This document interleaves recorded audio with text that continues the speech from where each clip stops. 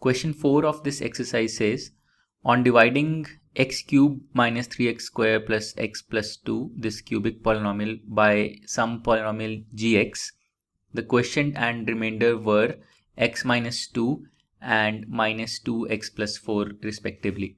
And we have to find the divisor polynomial gx. So let's call this cubic polynomial px. So when px is divided by gx, the quotient is x minus 2 and the remainder is minus 2x plus 4.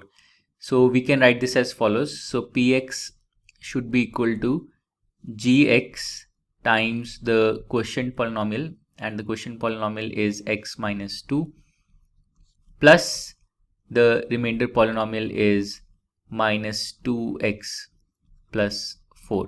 So using this relation we can find gx.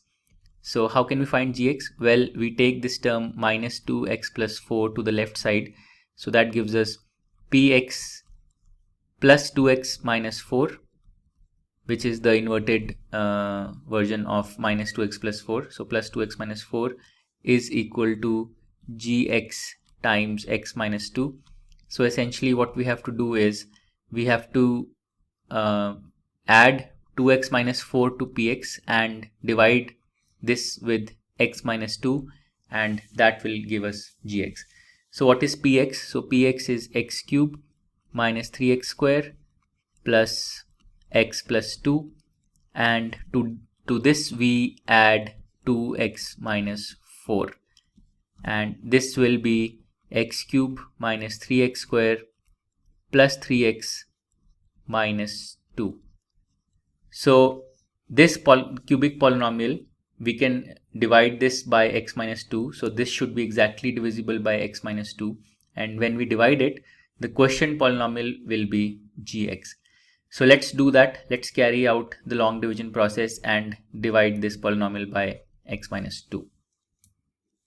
So the divisor is x minus 2 and the dividend is x cube minus 3x square plus 3x minus 2.